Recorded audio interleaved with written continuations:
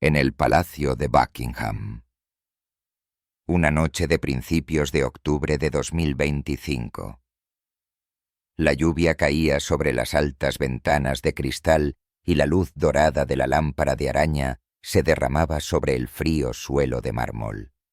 Dentro del estudio del rey reinaba el silencio hasta que un sonido seco y agudo lo rompió. Una carpeta gruesa acababa de ser arrojada sobre el escritorio. He sido traicionado en mi propia casa. La voz del rey Carlos III era ronca, cargada de furia. Ninguno de sus ayudantes se atrevió a respirar. Se decía que nadie había visto nunca al rey tan enfurecido desde el día en que ascendió al trono. La razón residía en un documento financiero recientemente enviado por la Fundación Windsor, la organización benéfica real supervisada personalmente por Carlos y la reina Camila. En él aparecían las firmas de Camila y del príncipe Andrés, autorizando una inversión de $3,2 millones en un fondo de activos privados con sede en Jersey. A primera vista, parecía una transacción legal ordinaria, pero lo que enfureció al rey fue que no se le había informado. Peor aún, el memorándum adjunto revelaba que esta inversión debía considerarse un acuerdo interno entre la reina Camila y el príncipe Andrés, destinado a reestructurar la influencia financiera de la familia Windsor.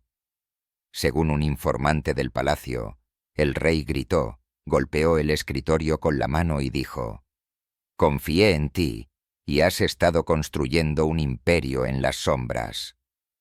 La historia comenzó a filtrarse después de que un contable interno de la Fundación Windsor enviara un correo electrónico anónimo a The Guardian exponiendo una reunión privada entre Camila y Andrés en Clarence House, pocas semanas antes de que Carlos regresara de Sandringham después de su tratamiento médico.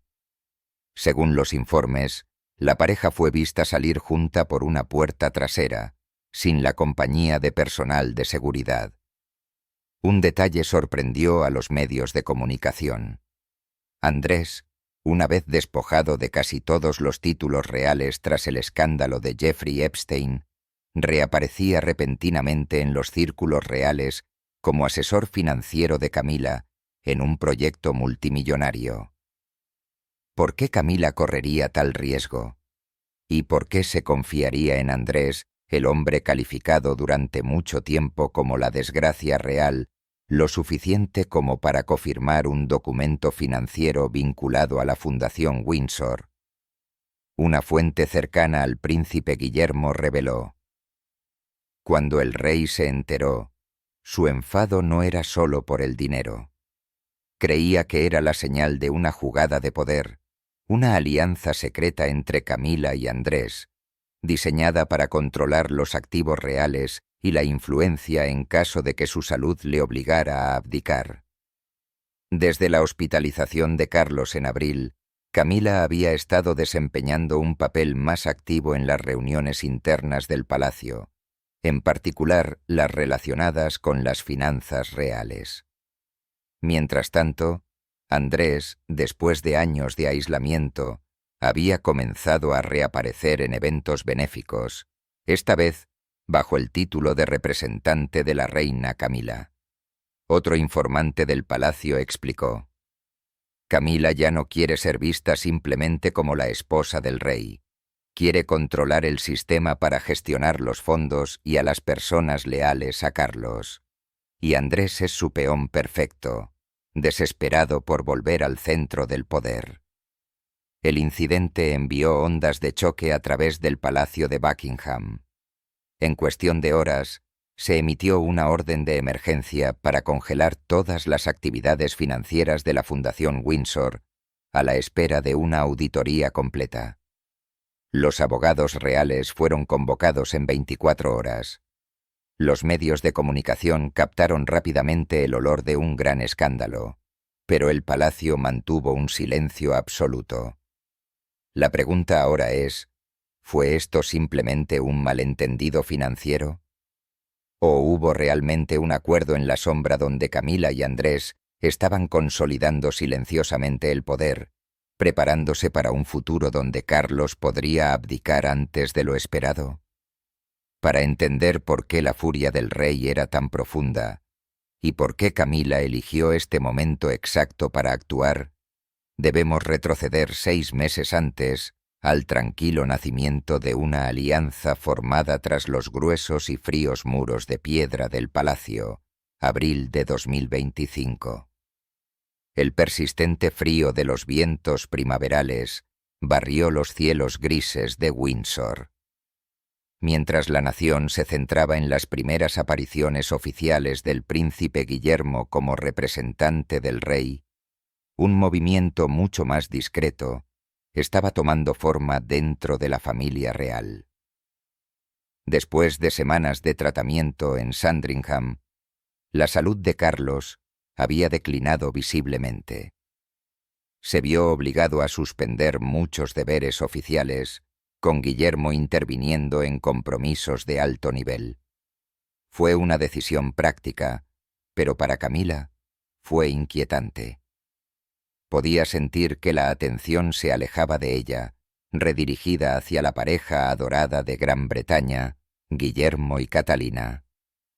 La prensa había comenzado a llamarlos el futuro de la monarquía. Camila, que había pasado años luchando por la aceptación, ahora se veía desvanecerse en el fondo. Una tarde, dentro de su habitación privada en Clarence House, Camila se sentó a observar a su marido, frágil y silencioso en la cama. Carlos no leía, no hablaba de deber.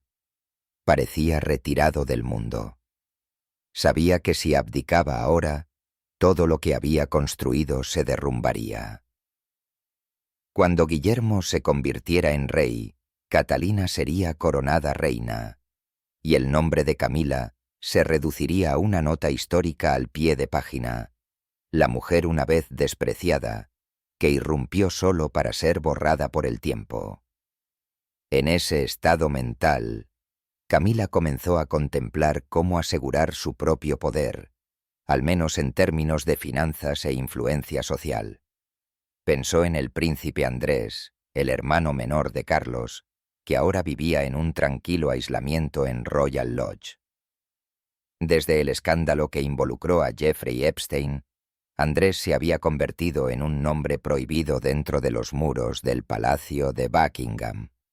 Había sido despojado de sus títulos militares, separado de la financiación real y excluido de los deberes reales oficiales. Varios periódicos incluso informaron que se estaba ahogando en deudas, luchando por costear el mantenimiento de la finca de $30 millones que todavía llamaba hogar. Andrés, una vez arrogante y poderoso, era ahora simplemente una sombra dentro de su propia familia. Y fue precisamente esa caída lo que le hizo accesible, un peón con valor potencial a los ojos de Camila. Una mañana de principios de abril, el coche de Camila salió silenciosamente de Buckingham hacia Windsor. El viaje no apareció en ningún calendario oficial. Le dijo a su secretaria que necesitaba un día de descanso en el campo. Pero su verdadero destino era Royal Lodge, la casa donde el príncipe Andrés vivía entre los ecos desvanecidos de su vida una vez dorada. Según un informante, ese almuerzo tuvo lugar en un pequeño comedor. Sin sirvientes, sin dispositivos de grabación, solo 2 personas calificadas durante mucho tiempo como las manchas de la familia real. Camila habló primero. Su tono era tranquilo, pero su intención era clara. Andrés, tú y yo sabemos lo que se siente al ser dejados de lado. Olvidan que una vez fuimos parte de esta familia, pero creo que si unimos fuerzas, las cosas pueden cambiar. Andrés permaneció en silencio, sus ojos parpadeando con sospecha. Había escuchado suficientes promesas falsas en su vida, pero Camila insistió. Buscó en su bolso y colocó una carpeta sobre la mesa. La primera página llevaba el título Plan de renovación de la Fundación Windsor. Era una propuesta detallada para relanzar la Fundación Windsor inactiva, una organización benéfica que ella patrocinaba nominalmente, pero que había estado inactiva durante casi 2 años. En el interior había un plan para crear un fondo subsidiario que apoyara a los antiguos miembros reales en el trabajo benéfico en la rehabilitación personal. El proyecto tenía como objetivo recaudar alrededor de 3,2 millones a través de negocios con conexiones reales. Camila propuso que Andrés cofirmara ciertas subvenciones a cambio de la oportunidad de reconstruir su imagen pública como un hombre que retribuye a la sociedad. Pero debajo de ese gesto generoso yacía un cálculo más frío. Si Carlos tuviera que dar un paso atrás debido a una enfermedad, Camila necesitaría un aliado lo suficientemente cercano a la línea de sangre para proteger sus intereses. Y Andrés encajaba perfectamente en el papel. A pesar de su desgracia, seguía siendo hijo de la reina Isabel II, un príncipe legítimo del reino. Su presencia al lado de Camila ayudaría a reforzar su imagen pública como una reina dedicada al servicio caritativo, en lugar de simplemente la esposa de un rey que se desvanece. Después de un largo silencio, Andrés soltó una risa seca. No me queda nada que perder. Si quieres trabajar juntos, estoy dentro. Y así, el primer acuerdo se selló silenciosamente durante el almuerzo de ese día. Una alianza no oficial, sin firmas, sin testigos, pero una que conllevaba la peligrosa mezcla de desesperación y ambición. A partir de ese día, el contacto entre Camila y Andrés se hizo frecuente. Algunas llamadas se realizaron a altas horas de la noche. Después de que Carlos se había ido a la cama, los documentos de la oficina de Camila comenzaron a incluir el nombre de Andrés bajo el título Asesor de Proyectos de Caridad. Nadie dentro de la Casa Real lo cuestionó. Asumieron que la reina simplemente estaba ayudando a su desgraciado cuñado, pero en realidad, una nueva red financiera estaba tomando forma silenciosamente. Camila como la estratega, Andrés como el puente que la une a los antiguos donantes reales. En la agenda de trabajo de Camila, la fecha 12 de mayo estaba marcada con un símbolo discreto, reunión ABOWF. Según un antiguo miembro del personal de Clarence House, ese fue el día en que Camila y Andrés se reunieron con un empresario de Oriente Medio que más tarde transferiría 3,2 millones de libras a las cuentas de la Fundación Windsor. Todo se desarrolló en silencio. Nadie en el palacio sabía nada hasta que esos mismos documentos llegaron al escritorio del rey Carlos meses después, encendiendo una furia que se extendió como fuego durante la noche. Lo que comenzó como un almuerzo inocente, pronto se convirtió en la chispa de la mayor crisis real desde la muerte de la princesa Diana. Un acuerdo destinado a ofrecer consuelo se había convertido en el detonador de un terremoto en el palacio.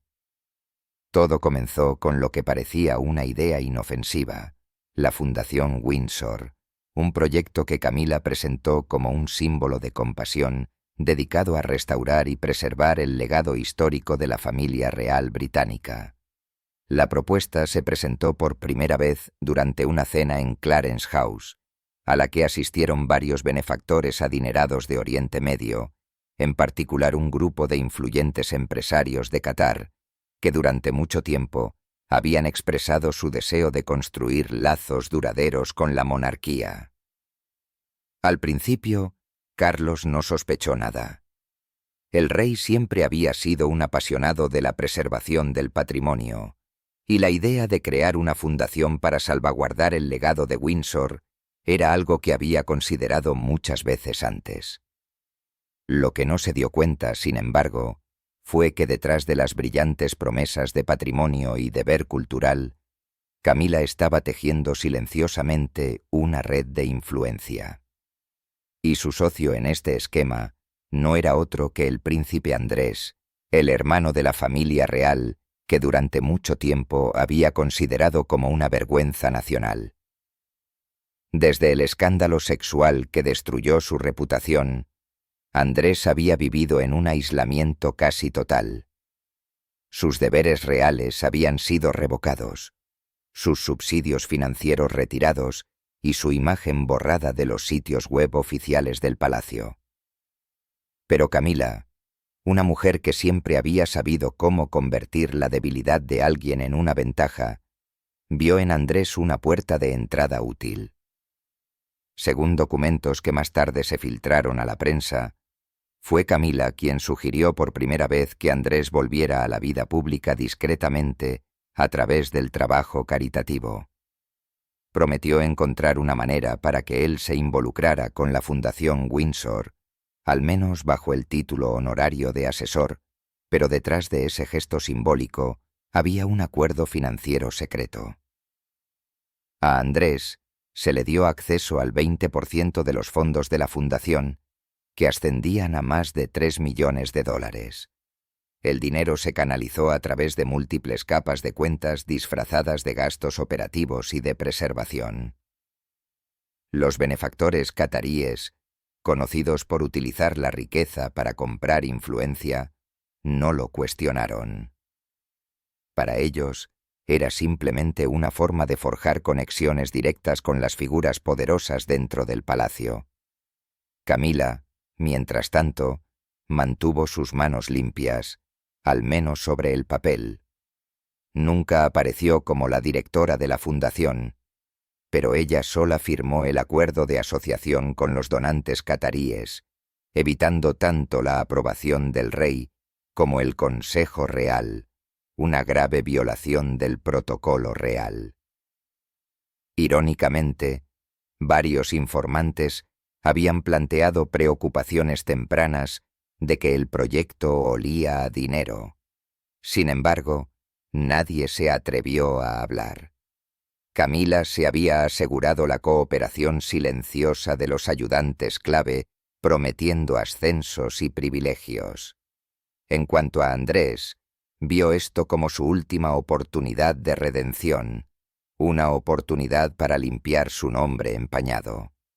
Toda la operación comenzó a desmoronarse cuando un oficial financiero de la fundación, un antiguo empleado de Clarence House, se topó con pagos irregulares realizados a una empresa privada vinculada a Andrés. Cuando informó del asunto a la oficina del Tesoro Real, el asunto llegó rápidamente a la atención de Carlos. La reacción del rey fue descrita por los testigos como algo nunca visto desde su coronación. Un hombre que valoraba el honor de la monarquía por encima de todo lo demás. Carlos se sintió profundamente traicionado, no solo por su hermano, sino por su esposa. Convocó una reunión de emergencia en Sandringham, donde Camila y Andrés se vieron obligados a enfrentar su furia de frente. Su voz era fría, mesurada, pero cortante. ¿Quién autorizó esto? Camila mantuvo la compostura. Afirmó que su única intención era ayudar a la familia y crear una oportunidad para que Andrés se reintegrara. Insistió en que no deseaba extralimitarse, diciendo que su firma era una mera formalidad. Pero Carlos no se inmutó. Arrojó el contrato sobre la mesa y dijo con frialdad: «Con una sola firma, has convertido esta corona en una moneda de cambio». Los presentes describieron la atmósfera como sofocante. Andrés se sentó inmóvil, con la cabeza gacha, y por primera vez desde que se convirtió en reina, Camila enfrentó todo el peso de la ira de Carlos, el tipo de ira solo posible de un hombre que una vez sacrificó su imagen pública por amor. Poco después de la confrontación, Carlos ordenó la suspensión inmediata de la Fundación Windsor y exigió una auditoría completa de todos los fondos vinculados a los donantes cataríes. También ordenó a Andrés que renunciara a cualquier participación y que abandonara Windsor para evitar un mayor escrutinio. Sintiendo el olor del escándalo, la prensa descendió rápidamente. Los principales medios de comunicación como The Times y el Daily Mail publicaron titulares que sugerían que una nueva organización benéfica real estaba bajo investigación por mala conducta financiera. Aunque ninguno se atrevió a nombrar a Camila directamente, aquellos que entendían el palacio sabían perfectamente bien quién había orquestado el esquema. Pero esto ya no era solo un escándalo financiero. Fue un golpe devastador para la confianza del rey en su esposa. Durante décadas, Carlos había creído que Camila era la única persona que realmente lo entendía. Esta vez, sin embargo, fue diferente. Comenzó a ver que el poder, cuando se colocaba en las manos equivocadas, podía ser mucho más peligroso que la propia traición. A partir de ese momento, comenzaron a aparecer las grietas en su matrimonio aparentemente inquebrantable. Camila trató de calmarlo, de reparar la distancia que se había formado, pero Carlos se retiró silenciosamente. Dejó de compartir sus preocupaciones, sus pensamientos, su corazón. En su silencio yacía la verdad más dolorosa de todas. El amor que una vez había desafiado al mundo, ahora se estaba derrumbando bajo el peso de la decepción. La historia del escándalo de la Fundación Windsor fue rápidamente sofocada por el palacio, pero aquellos que estaban dentro sabían que la tormenta estaba lejos de terminar.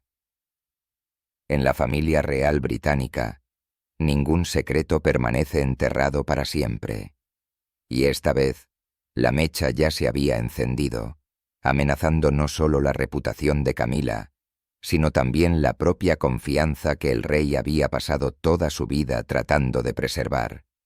Lo que enfureció al rey no fue solo el dinero, y fue el verdadero propósito detrás de la Fundación Windsor. Lo que los investigadores descubrieron a continuación reveló un esquema que pocos podrían haber imaginado. Un plan político meticulosamente elaborado a través de una serie de reuniones aparentemente inofensivas entre Camila y el príncipe Andrés.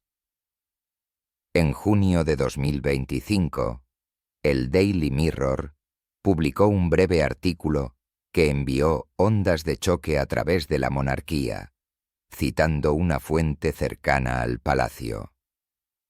El informe afirmaba que Camila había discutido en secreto un escenario de sucesión con el príncipe Andrés, un tema estrictamente prohibido para cualquier persona fuera del círculo real superior. La conversación, según la fuente, giró en torno a la posibilidad de que el rey Carlos algún día no pudiera continuar su reinado debido a razones de salud. El artículo decía: Camila no solo está preocupada por su propio futuro en caso de abdicación del rey, sino que también está planeando asegurar el puesto de reina viuda, un título que le permitiría conservar el poder de asesoramiento e influencia sobre el trono. A cambio, al príncipe Andrés se le restaurarían parcialmente sus títulos, recuperaría una medida de respeto público y regresaría a los compromisos reales, algo que había deseado durante mucho tiempo desde que el escándalo de Epstein destruyó su reputación. Las revelaciones sorprendieron al público británico, pero eso fue solo la punta del iceberg. Detrás de las escenas comenzó a surgir más evidencia, poniendo al Palacio de Buckingham en modo de crisis total. Se envió una grabación de audio anónima a un editor senior del Daily Mirror. Una grabación descrita más tarde como una bomba política que obligó al rey Carlos a romper finalmente su silencio. En la cinta se podía escuchar una voz que se cree que es la de Camila, tranquila, fría y calculadora. Nos han hecho a un lado a ambos mientras preparan a Guillermo para que se haga cargo. Pero no voy a dejar que lo hagan tan fácilmente. He estado aquí el tiempo suficiente para saber que el trono no pertenece solo a la sangre. Pertenece a aquellos que saben cómo mantener su influencia. La voz de Andrés siguió, profunda y vacilante. Pero nunca me perdonarán, Camila. Ni siquiera Carlos. Quiere que me vaya de todo. Camila hizo una pausa durante unos segundos antes de responder. Entonces que vea que todavía nos necesita. Cuando llegue el momento, la gente no podrá ignorar a los que somos como nosotros. Según los expertos reales, esa línea fue la señal más clara hasta el momento de que Camila no solo estaba tratando de protegerse a sí misma. Estaba construyendo silenciosamente una red de poder en la sombra, una donde ella y Andrés podrían resurgir como figuras clave en una monarquía post-Carlos. Un ex asesor del palacio le dijo a The Guardian: «No olviden que Camila entiende cómo funcionan tanto los medios de comunicación como la política real. Pasó décadas en las sombras, despreciada por el público, pero aún así se convirtió en reina. Para ella, el poder no se trata de la corona. Se trata de la supervivencia, cuando la corona cambia de manos. Y eso, dicen las fuentes, es precisamente por qué recurrió a Andrés, el único miembro de la realeza que realmente entendió lo que significaba ser dejado de lado y aún así anhelar la redención. Después de su primera reunión en Royal Lodge, los dos continuaron en contacto a través de llamadas y cartas privadas. Un miembro del personal de secretaría de Andrés reveló más tarde que celebraron al menos 4 reuniones privadas en un plazo de 3 meses, incluida una sesión fuera de registro en Clarence House a finales de julio. Durante esa reunión, según los informes, Camila presentó una propuesta informal, un borrador que describía cómo preservar la estabilidad real si Carlos se volvía incapaz de gobernar. El documento contenía 3 puntos clave. Camila asumiría temporalmente el papel de asesora real, supervisando el trabajo caritativo y los deberes ceremoniales para mantener su imagen como la reina de la compasión.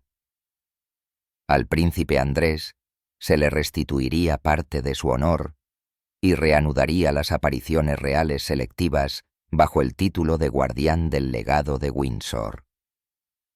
Varios aristócratas de alto rango del bloque conservador serían persuadidos de prestar su apoyo con promesas de que conservarían la influencia durante la transición del poder.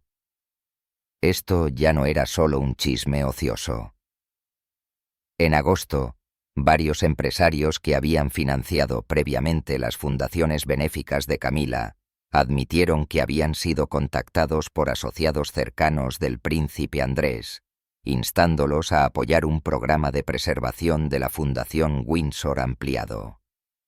La revelación levantó cejas en todo el palacio, especialmente porque esos mismos donantes habían sido una vez patrocinadores leales de la era de la reina Isabel II, el mismo círculo que había apoyado silenciosamente a Andrés antes de su desgracia. Poco a poco, el rompecabezas comenzó a tomar forma. La Fundación Windsor que Camila había establecido ya no se veía como un simple proyecto de patrimonio. Se había convertido, a los ojos de los investigadores, en una plataforma de poder, una herramienta a través de la cual había reforzado silenciosamente su influencia y se había preparado para un futuro sin Carlos. Un exfuncionario del Tesoro Real reveló que cuando se aprobó una subvención de $3,2 millones, la mayor parte de ese dinero nunca se destinó directamente a proyectos de restauración como estaba previsto. En cambio, se mantuvo temporalmente en una cuenta secundaria controlada por un pequeño círculo de asesores cercanos a Andrés. Cuando el rey Carlos descubrió esto, según los informes, perdió el control de su temperamento. Entendió demasiado bien que si el dinero y la influencia podían ser redirigidos, entonces el poder dentro del palacio podía cambiar con la misma facilidad. Pero lo que rompió el corazón del rey no fue el engaño financiero. Fue la sensación de traición. Según una fuente interna del palacio, Carlos le gritó a su asesor a puerta cerrada en Buckingham: «Perdí a Diana por Camila, y ahora estoy perdiendo mi trono por ella». Esa línea nunca se hizo pública. Sin embargo, se extendió por los pasillos del palacio como una fractura que nunca podría ser reparada.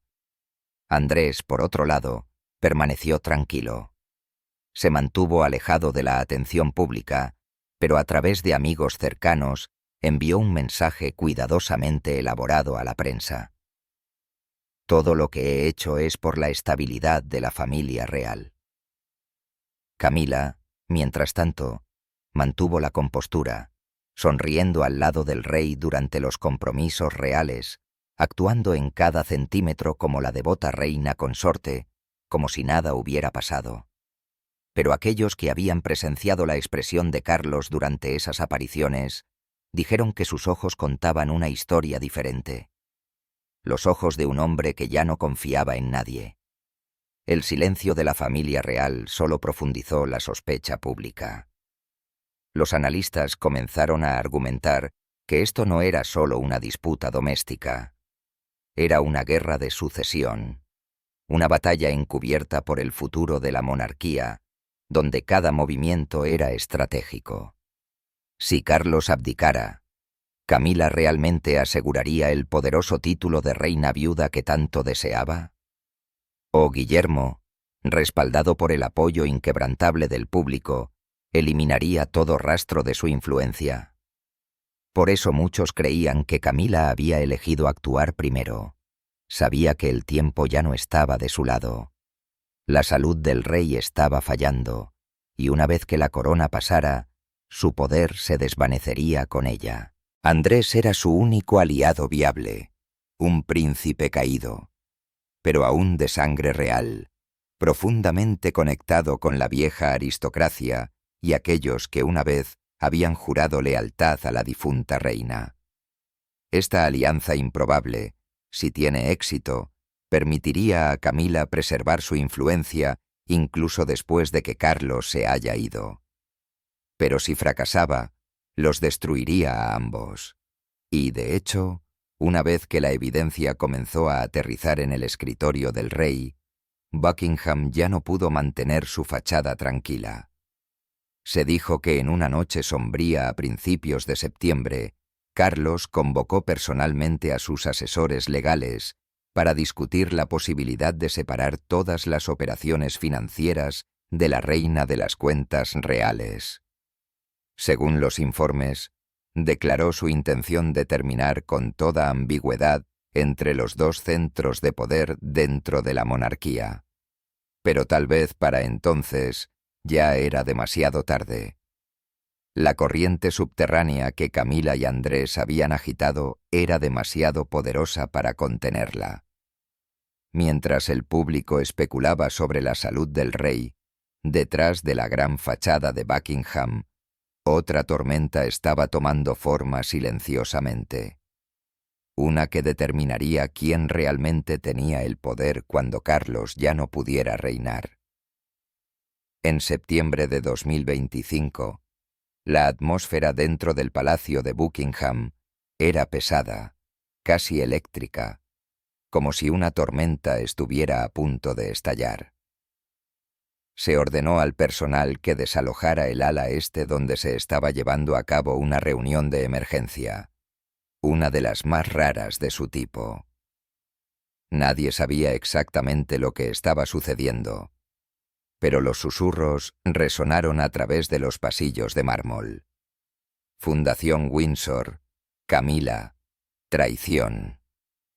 Dentro de la gran sala de conferencias tenuemente iluminada, una luz pálida se filtraba a través de las altas ventanas de cristal, proyectando largas sombras a través de las paredes.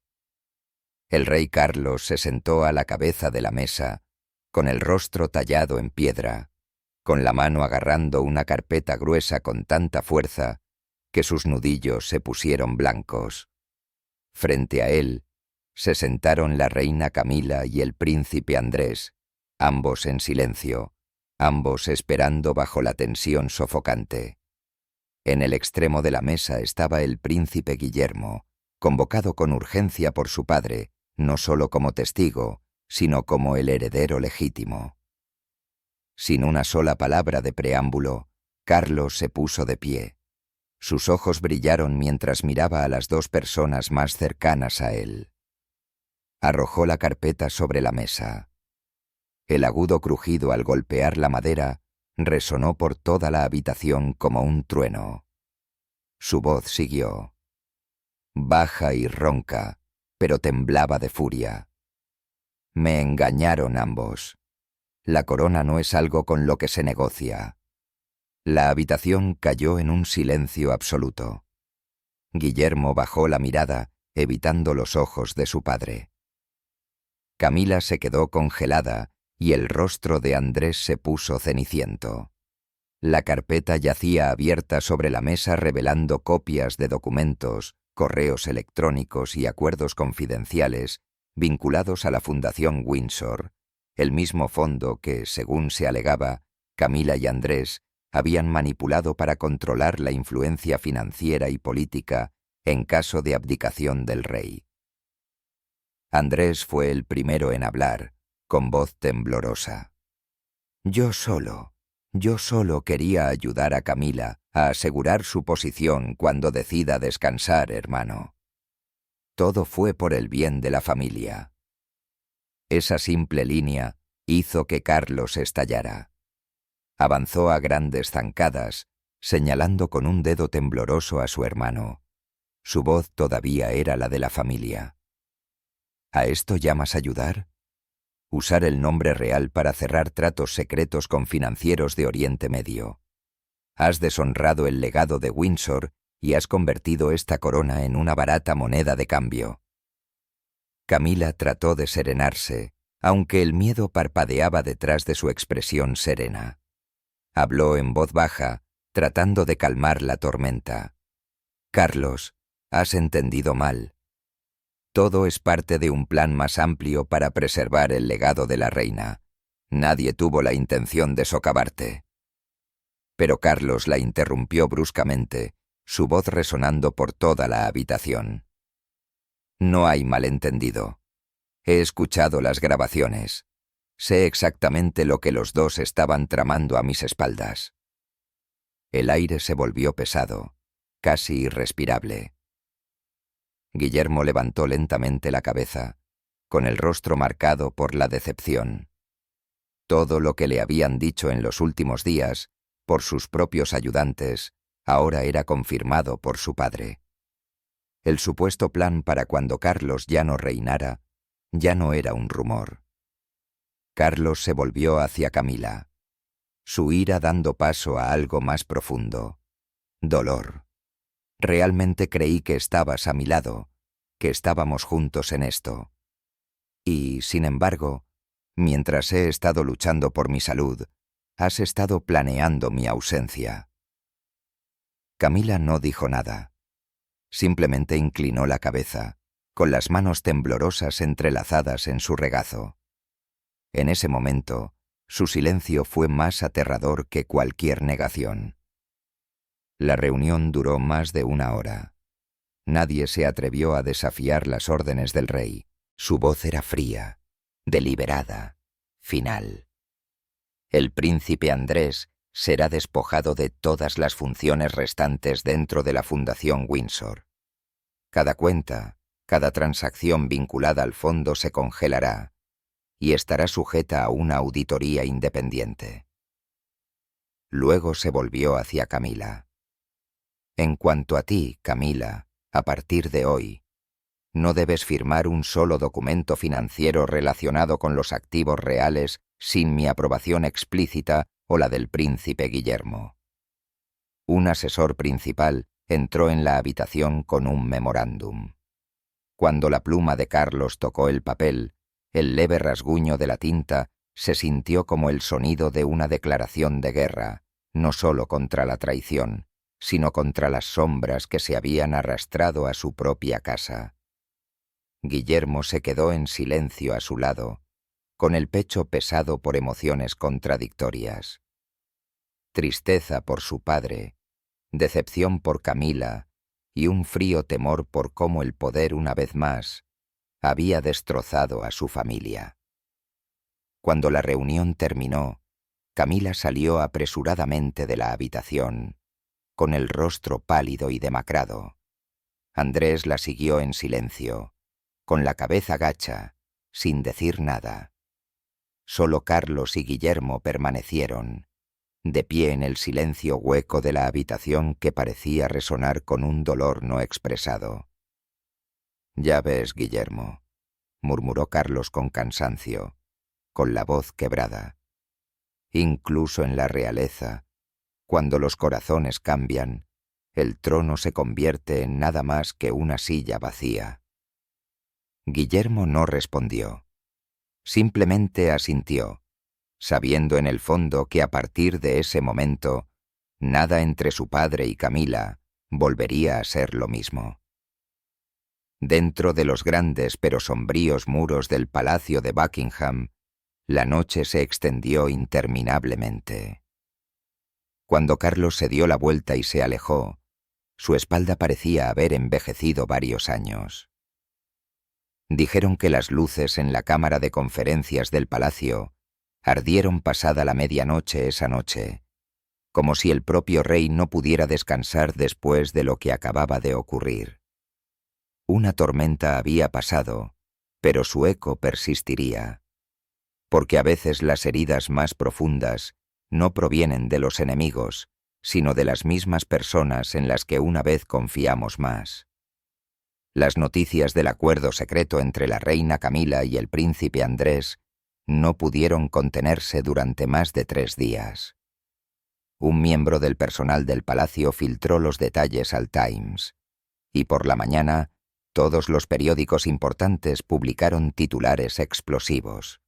Camila y Andrés, la alianza que amenaza el trono británico, el Palacio de Buckingham, en crisis por tratos turbios.